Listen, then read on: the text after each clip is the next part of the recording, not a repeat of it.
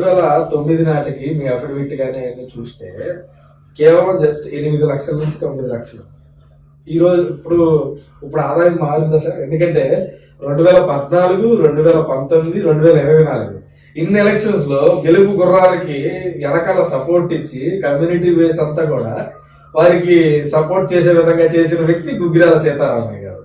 మరి ఫైనాన్షియల్ గా స్టేబుల్ అయ్యారా సార్?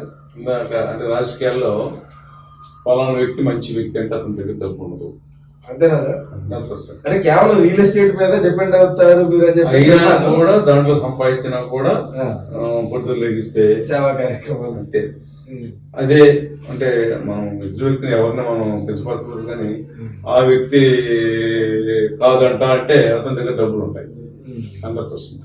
మంచి వ్యక్తి అంటే ఎవరైనా కానీ ఆ వ్యక్తి ఏ పార్టీ అయినా ఏ వ్యక్తి అయితే అతని దగ్గర డబ్బులు ఉండవు 100%.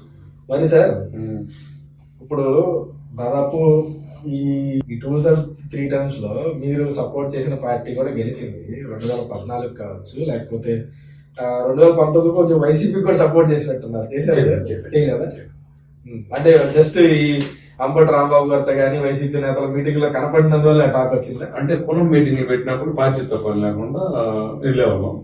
అక్కడ సహజంగా ఏంటంటే ఏ పురంలో ఎవరు ఉంటే వాళ్ళకి సత్యనపల్లి కార్తీక మాసం మీటింగ్ కాపులు పెట్టేవాడు. పెట్టినప్పుడు సత్యనపల్లి వెళ్ళారు. అప్పుడు అంబటి రాంబాబు గారు అక్కడ ఉన్న స్టేషన్ మీద అప్పుడు ఏం చెప్పామంటే అంబటి రాంబాబు గారు రేపు పోటీ చేస్తారు, లేదు ఇంకో వ్యక్తి ఇంకో పార్టీలో పోటీ చేస్తారు, ఇక్కడే కాపు ఇద్దరు ఎవరు మంచి వాళ్ళైతే వాళ్ళని సపోర్ట్ చేయండి అని కాపులకి చెప్పేవాళ్ళం. అంతేగాని పార్టీల పరంగా ఏం చెప్పలేదు. క్యాండిడేట్ బేస్ గా ఎవరు మంచి వాళ్ళు అయితే క్యాండిడేట్ అంతే వాళ్ళకి అట్లా కాపు మీటింగ్ చెప్పాలని పార్టీ పరంగా మనం తప్పదు కదా. ఇప్పుడు ఇక్కడ రోసీ నిలబడ్డాడు ఎంపీగా, మరి కాపు మన బంధువు స్నేహితులు అటు వచ్చి తెలుగు ఫేమస్ అని కమ్మ పార్టీ మరి అంటే పవన్ కళ్యాణ్ కలిసిన తెలుగుదేశం పార్టీ క్యాండిడేట్ అయినా కూడా ఇక్కడ చూడంగా పార్టీ పనిచేస్తున్నాం కాబట్టి కంపల్సరీ పార్టీకి మనం ఇదేడుగా పనిచేయాల్సిందే, వాళ్ళు సపోర్ట్ చేయాల్సిందే. వారికి మరి మనం పనిచేసాం. ఇప్పుడు ఇక్కడ గుంటూరుకి దగ్గరలో కాపు హాస్టల్ ఒకటి దానికి మీరు డొనేషన్ కూడా ఇచ్చినట్టున్నారు, బాగా డొనేషన్ ఇచ్చినట్టున్నారు.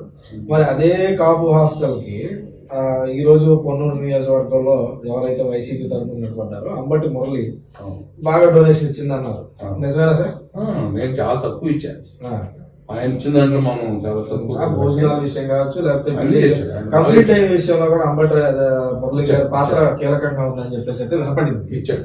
మరి ఈ తరుణంలో పూర్తిగా కూడా కొన్ని నియోజకవర్గాల్లో క్యాస్ట్ బేస్డ్ గానే సపోర్ట్ బాగా ఎక్కువ ఉందన్నది వాస్తవం.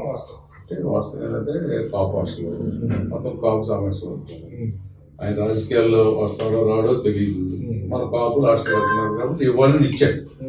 ఆయన ఏదో నేను రేపు ఎమ్మెల్యే నిలబడతాను మీరు నాకు ఓట్లు వేయాలని ఇచ్చేసాడు. అది ఆటోమేటిక్గా ఆయన సీట్ వచ్చింది పొన్నూరులో, ఆయన నిలబడ్డాడు.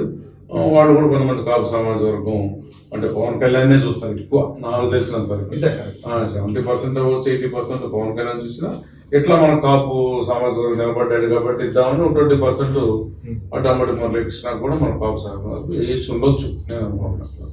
సార్ ఇప్పుడు ఇందాక మీరు ఒక విషయం ప్రస్తావించారు, డబ్బులు ఉంటే వ్యక్తి అలా లేకపోతే ఇలా ఉంటారు అనేది అయితే ప్రస్తావించారు. 100%. మరి 2024లో మీరు ముఖ్యంగా సపోర్ట్ చేసిన ఎంపీ ఇండియా మొత్తం మీద టాప్ రిచెస్ట్ ఎంపీ 5,700 కోట్లతో పెమ్మసాని గారు అయితే అడుగు పెట్టడం జరిగింది, సపోర్ట్ చేశారు. మరి ఆయన బాగా డబ్బులు ఉన్నాయి కదా సార్?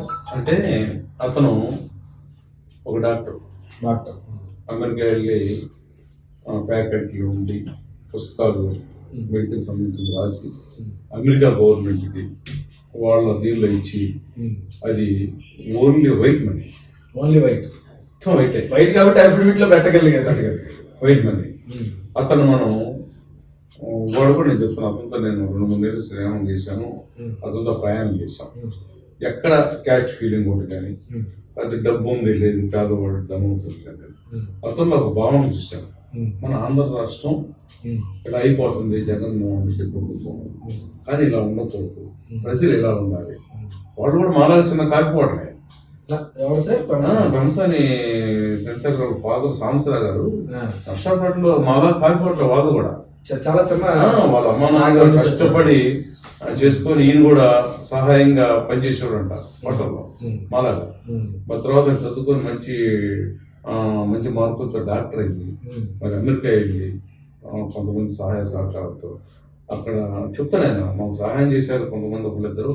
నేను అమెరికా వెళ్ళడానికి అక్కడే వాళ్ళు మరి నేను మంచిగా చదువుకొని మంచిగా ఉండి వాళ్ళు 1000 కోట్లు సంపాదించాను.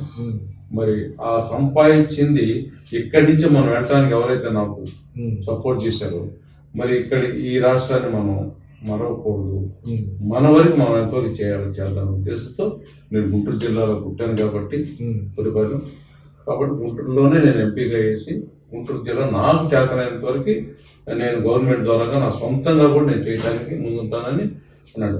అది డబ్బులు అంటే నేను అందరిని అనలేదు, రాజకీయ నాయకులు ఆయన రాజకీయ లేడు ముందు లేడు, ఓన్లీ బిజినెస్ పరంగానే. ఆయన మొన్న తనంలో పవన్ కళ్యాణ్ గారి దగ్గర ఒక ప్రమాణం కూడా చేశాడు. నేను 30 సంవత్సరాలు ఉంటాను స్టేజ్ మీద వారాహి దీని మీద మొన్న అన్నాడు కదా 30 సంవత్సరాలు ఉంటారు రాజకీయాల్లో, ₹1 కూడా అవినీతి చేయకుండా రాజకీయం చేస్తాను అని పవన్ కళ్యాణ్ గారు ముందే ప్రమాణం చేస్తాను ప్రమాణం చేశాడు. సాధ్యం చాలా సాధ్యం. అంటే ఆయన ఉన్నటువంటి వ్యక్తిత్వానికి ఆయన ఉన్నటువంటి ఆలోచనలకి ఆయన సంపదకి ఎక్కువ సంపాదించవలసిన అవసరం లేదు కదా. అదొకటి అంతటితో ఆగదుగా 5,600 కోట్లు ఉంది. మరి ఆయన ప్రతి నెల ఇన్కమ్ ఉంది 100 కోట్ల బిజినెస్ మరి 40% ట్యాక్స్ కట్టిన డబ్బులు. అంటే సాధారణ బయటికి చెప్పకూడదని వాస్తవంగా మనం అంటే అనొచ్చు. ఇప్పుడు 5,600 కోట్లు గవర్నమెంట్ అమౌంట్ అంటే అది పబ్లిక్ లో పెంచి ఉంటుంది కదా, అది చాలా ఉంటుంది. మరి అలాంటి వ్యక్తి ఎందుకు వాడు అసలు నాకు తెలిసి గారు మీకు ముందు నుంచే పరిచయం లేదు, నాకు పరిచయం లేదు.